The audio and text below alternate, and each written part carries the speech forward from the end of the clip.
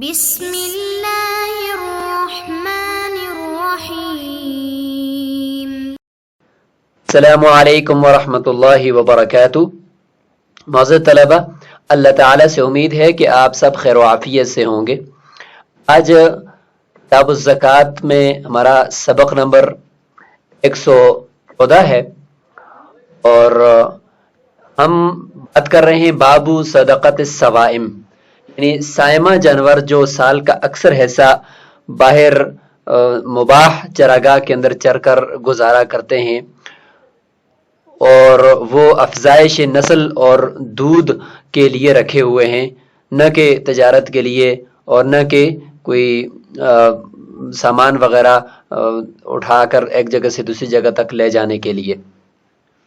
تو ایسے جانوروں کی زکوٰۃ کہ جو افزائش نسل اور دودھ بڑھانے کے لیے یا دودھ پیدا کرنے کے لیے رکھے ہوئے ہیں، تو ان کی زکوٰۃ میں ہم نے پہلے بات کی ہے اونٹ کی، اور ابھی ہماری فصل ہے جی فصل فی البقر، یعنی گائے اور بھینس، اس کی زکوٰۃ کا بیان آج انشاءاللہ ہم پڑھیں گے، اور گائے اور بھینس کی جو زکوٰۃ ہے اس سے متعلق تفصیلی احکامات جاننے کی کوشش کریں۔ صاحب ہدایہ نے بقر کی زکوٰۃ کو غنم کی زکوٰۃ پر مقدم کیا ہے، اس کی کیا وجہ ہے؟ بقر یعنی گائے اور بھینس اور غنم یعنی بھیڑ اور بکری، اور اس کی وجہ یہ ہے کہ بقر یعنی گائے اور بھینس جسامت میں وہ اونٹ کے برابر کی ہیں، تو اس وجہ سے جو جسامت والے جانور ہیں ان کو ایک ساتھ ذکر کیا اور پھر اس کے بعد غنم کا ذکر کریں گے۔ بقر کی وجہ تسمیہ کیا ہے؟ تو بقرہ سے ہے اور اس کا معنی ہے زمین کو چیرنا اور زمین کو کھودنا، تو چونکہ جو بیل ہوتا ہے اس کے ذریعے سے ہل چلایا جاتا ہے زمین کے اندر، تو اسی وجہ سے اس کو بقر کہتے ہیں۔ قرآن مجید میں سورہ بقرہ بھی اسی سے ہے۔ اور البقرہ جو بقرہ کے آخر میں تا ہے، اس کی تحقیق یہ ہے کہ یہ تائے وحدت کا ہے، لہٰذا یہ تائے تانیث کا نہیں ہے کہ ہم اس کو صرف مؤنث یعنی گائے کے لیے بولیں، بلکہ مذکر اور مؤنث دونوں کے اوپر اس کا اطلاق ہوتا ہے، اور یہ تائے وحدت کا ہے، یعنی اس سے مراد ایک، چاہے وہ گائے ہو یا اس سے مراد چاہے وہ بیل ہو۔ زکوٰۃ میں مذکر اور مؤنث دونوں میں اختیار دیا گیا ہے کہ اگر آپ دیکھیں گے زکوٰۃ کی تفصیل کو تو اس میں آپ بچڑا مذکر یا مؤنث دونوں دے سکتے ہیں۔ اس کی وجہ یہ ہے کہ گائے اور بھینس میں مذکر اور مؤنث میں کسی کو کوئی فضیلت حاصل نہیں ہے، اسی لیے چاہے جو بھی ہو وہ دے سکتے ہیں۔ بقر کے لفظ میں بھینس بھی شامل ہے، چونکہ بھینس وہ تعداد میں نسبتاً کم تھی، خاص طور پہ صاحب ہدایہ فرماتے ہیں کہ ہمارے دیار مرغینان کے اندر کم ہے، تو اسی طریقے سے قرآن میں بھی بقر کو جو ہے وہ بقر کے ہی حکم میں بھینس کو بھی شامل کر دیا گیا ہے، لہٰذا بقر ہی کا ذکر ملتا ہے، اور بھینس چونکہ جسامت میں بھی اور باقی احکام میں بھی وہ بقر ہی کے مشابہ ہے، لہٰذا قربانی اور اسی طریقے سے زکوٰۃ اس میں بھینس جو ہے وہ گائے کے حکم میں ہی ہوگی۔ اور زکوٰۃ کے وجوب کی شرط ہم نے ذکر کر بھی دی ہے، اور یہاں پر بھی بقر کے اندر بھی یہی ہے کہ دودھ اور افزائش نسل کے لیے ان کو پالا جاتا ہو، اور صرف ہل وغیرہ چلانے کے لیے یا سامان وغیرہ لاد کر ایک جگہ سے دوسری جگہ تک لے جانے کے لیے نہ ہو۔ اگر اس کے لیے ہوں گے تو پھر وہ مال نامی نہیں ہے، لہٰذا پھر ان میں زکوٰۃ نہیں ہوگی۔ دودھ اور افزائش نسل کے لیے ہوں گے تو یہ پھر مال نامی ہے، لہٰذا اس پہ پھر زکوٰۃ ہوگی، اور اگر مال تجارت ہے تو پھر ہم مال تجارت کی زکوٰۃ اس کی قیمت پر آتی ہے، تو وہ پھر الگ سے ہم اس کا ذکر کریں گے۔ ہم باقاعدہ یہ سمجھنے کی کوشش کرتے ہیں کہ گائے اور بھینس اس کی زکوٰۃ کس ترتیب سے دی جائے۔ تو گائے اور بھینس کی زکوٰۃ میں اگر دیکھیں تو 30 سے کم میں نہیں ہے، 30-29 اگر گائے اور بھینسیں ہیں تو اس میں زکوٰۃ نہیں ہے، جب 30 ہو جائیں گی تو پھر اس میں زکوٰۃ ہوگی۔ اسی طریقے سے پھر 40 کے اندر فرض بدلے گا، پھر 60 کے اندر، 70 کے اندر، پھر इसी तरीके से 80, फिर 90, 100, इसी तरीके से फिर हर 2.5 जो तब्दील होती रहेगी उसमें ज़कात होगी। लेकिन शुरू में अगर आप देखें तो 30 और 40 में ज़कात है, फिर 40 से लेकर 60 तक बीच में वक्फा होगा, 40 से लेकर 60 तक बीच में वक्फा होगा मुफ्तबी कौल के मुताबिक। आइम्मा के अक़वाल भी इसमें हम देख लेंगे। उसके बाद फिर हर 2.5 के अंदर वो ज़कात वाजिब होगी, यानी 70, 80, 90 और 100। अच्छा, अब क्या लाज़िम होगा इसको हम देख लेते हैं। 30 अगर गाय हैं और भैंसें हैं तो इसमें एक तबीअ या एक तबिया लाज़िम होगा। तबीअ मुज़क्कर, तबिया मुअन्नस, ऐसा बछड़ा या ऐसी बछड़ा मुज़क्कर या मुअन्नस कि जो कम अज़ कम 1 साल का मुकम्मल हो चुका हो और दूसरे साल के अंदर चल रहा हो। इसी को तबिया और या तबिया कहते हैं, क्योंकि ये माँ के पीछे ताबे होता है और उसके पीछे पीछे चल रहा होता है, तो इसलिए इसको तबी या तबिया कहते हैं। जब 39 हो जाएंगे तो 39 तक यही तबी और तबिया एक ही, तबी या तबिया यानी मुज़क्कर या मुअन्नस बछड़ा 1 साल का देना होगा। और जब तादाद 40 हो जाए फिर 40 के अंदर एक मुसिन या मुसिन्ना होगा। मुसिन या मुसिन्ना का मतलब ये है कि 2 साल जिसके पूरे हो चुके हों और तीसरे साल के अंदर वो चल रहा हो। फिर 40 से लेकर 59 तक यही मुसिन ही चलेगा, 2 साल का मुज़क्कर या मुअन्नस बच्चा।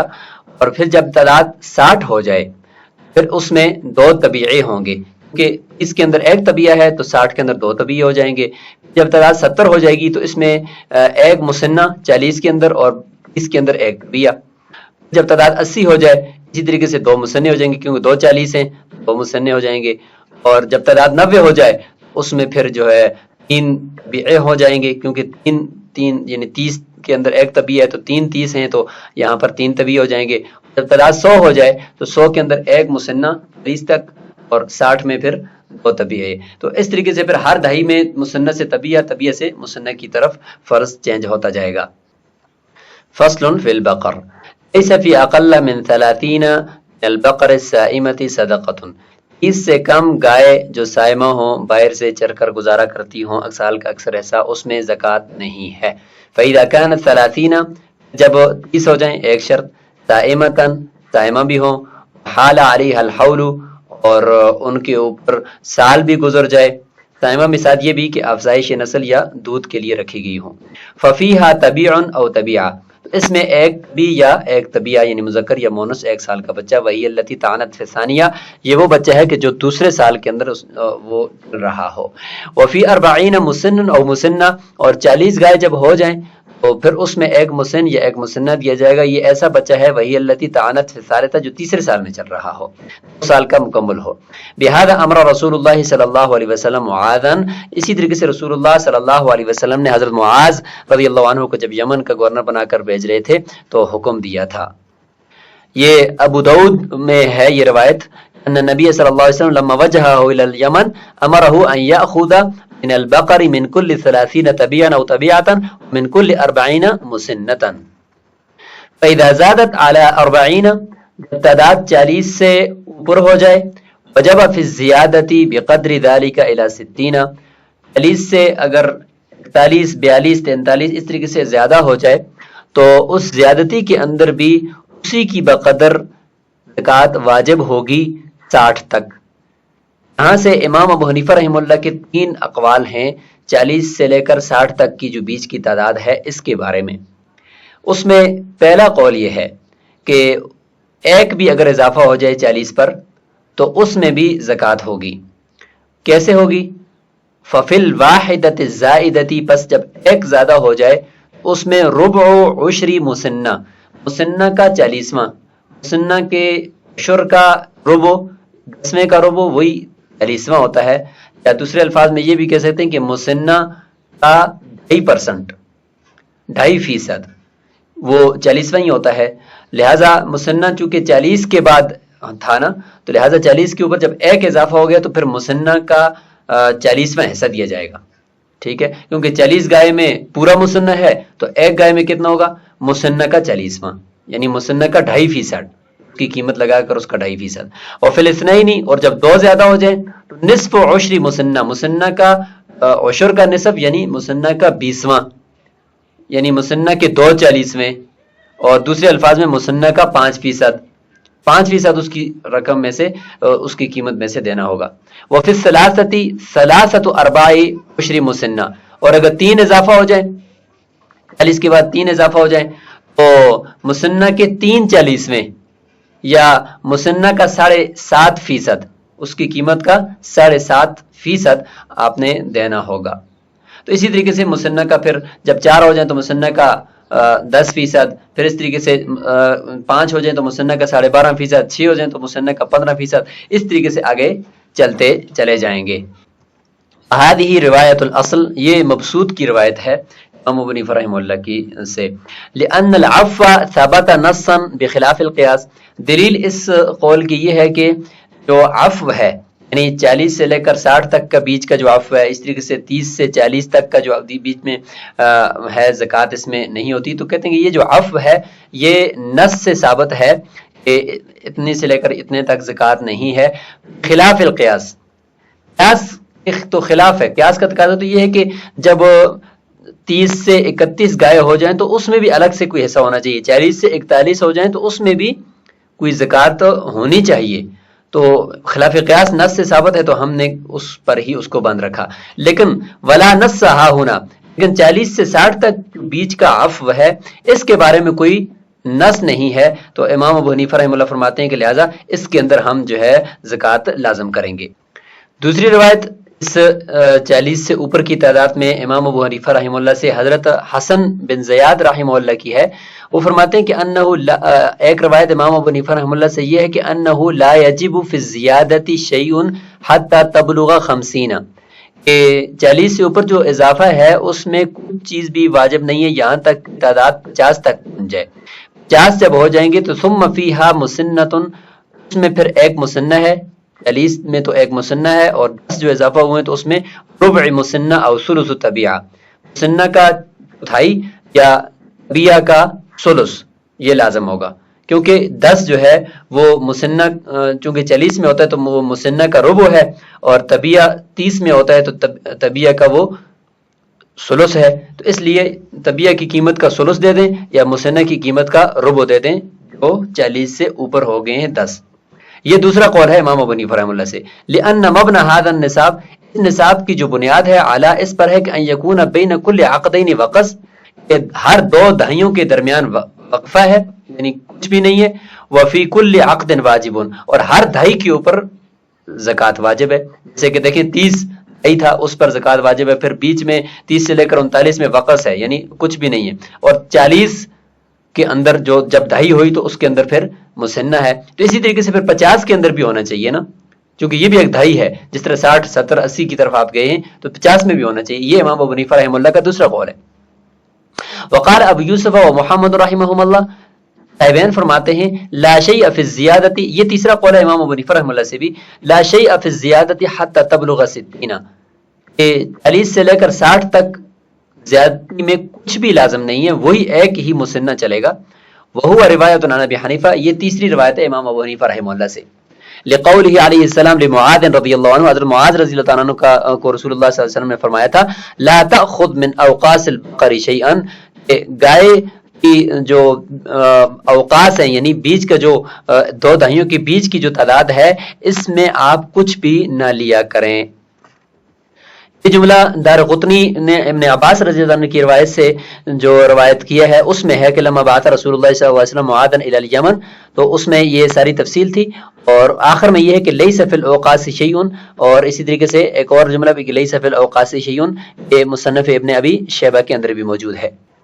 فسروہ بما بین 40 الی 60، یہ جو وقص ہے اس کی تفسیر فقہا نے پھر 40 اور 60 کے بیچ کا جو فرق ہے یعنی جو اضافہ ہے اس کے ساتھ تفسیر کی ہے کہ یہ مراد ہے کہ اس کے بیچ میں آپ نہ لیا کریں. تو اس سے پتہ چلا کہ یہ کچھ بھی اس میں لازم نہیں ہے. قلنا، امام ابو حنیفہ رحمۃ اللہ علیہ کی طرف سے جواب دیا جا رہا ہے صاحبین کو، قیلا، یہ بھی تو کہا گیا ہے کہ ان المراد منها ها هنا الصغار، یہ جو وقص ہے، وقص سے مراد چھوٹے یعنی 1 سال سے بھی کم کے جو گائے یا بھینس کے بچے ہیں وہ مراد ہیں، کہ ان میں آپ زکوٰۃ نہ لیا کرو. یہ وقفہ مراد نہیں ہے 40 سے 60 تک کے بیچ کا جو ہے یہ مراد نہیں ہے. یہ امام ابو حنیفہ رحمہ اللہ کی طرف سے جواب ہے. بہرحال فتویٰ صاحبین کے قول پر ہے، امام ابو حنیفہ رحمہ اللہ کی اس تیسری روایت کی ہے کہ 40 سے لے کر 60 تک کا جو بیچ کا اضافہ ہے اس کے اندر زکوٰۃ لازم نہیں ہے. ثم فی الستین طبیعان، پھر 60 جب ہو جائیں گے تو 2 طبیعے ہیں، کیونکہ 30 میں 1 طبیعہ ہوتا ہے تو 2 طبیعے 60 میں، او طبیعتان یا مونس. وفی 70 مسنۃ و طبیع، 70 ہو جائیں تو اس کے اندر 1 مسنہ اور 1 طبیعہ، یعنی 40 میں 1 مسنت، اس میں 1 طبیعہ. وفی 80 اور 80 ہو جائیں تو 2 مسنے. وفی 90 ثلاثۃ اطبیعۃ، جب 90 ہو جائیں تو 3 طبیعے ہو جائیں گے. وفی المئۃ طبیعان و مسنہ، 100 ہو جائیں تو 2 طبیعے اور 1 مسنہ ہو جائے گا، یعنی 40 میں 1 مسنہ اور 60 میں 2 طبیعے.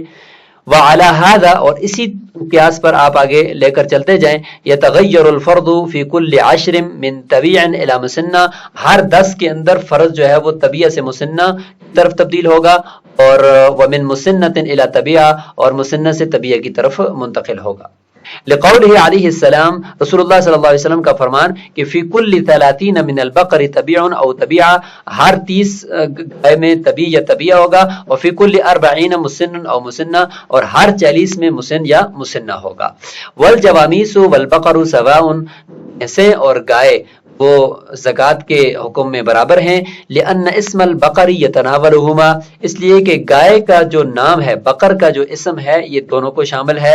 اذ ہوا نوع منہ، اس لیے شامل ہے کہ بقر اور جاموس یہ دونوں، یعنی جاموس جو ہے یہ بقر ہی کی نوع ہے، ایک اسی جیسی ایک چیز ہے. الا، لیکن یہ کہ ان اوہام الناس لا تسبق الیہ فی دیارنا، صاحب ہدایہ فرماتے کہ ہمارے دیار مرغینان کے اندر لوگوں کا وہم اور ذہن بقر بول کر فوراً بھینس کی طرف نہیں جاتا، چونکہ وہاں پہ بہت کم ہے، لقلت ہی اس کے کم ہونے کی وجہ سے. اسی وجہ سے اگر کوئی شخص قسم کھاتا ہے کہ لا یاکل لحم بقر، وہ گائے کا گوشت نہیں کھائے گا، تو فرماتے ہیں لا یحنس بہ فی یمینہ، وہ اپنی اس قسم کے اندر حانس نہیں ہوگا اگر وہ اگر جا کر بھینس کا گوشت کھا لیتا ہے تو حانس نہیں ہوگا، کیونکہ بقر سے بھینس کی طرف ذہن ہمارے دیار کے اندر وہ فرماتے ہیں کہ نہیں جاتا. لیکن جہاں پہ اگر بقر بول کر جاموس بھی اسی طریقے سے مراد لیا جاتا ہے جس طریقے سے گائے، تو وہاں پر پھر یہ جملہ بولنے سے یا اس طرح قسم کھانے سے اگر کوئی بھینس کا گوشت کھائے گا تو حانس ہو جائے گا. تو بہرحال بقر یعنی گائے اور بھینس کی زکوٰۃ کا حکم آپ نے آج تفصیل سے سمجھ لیا. انشاءاللہ اگلے سبق کے اندر ہم بھیڑ اور بکریوں کی زکوٰۃ کا حکم پڑھیں گے. السلام علیکم ورحمۃ اللہ وبرکاتہ.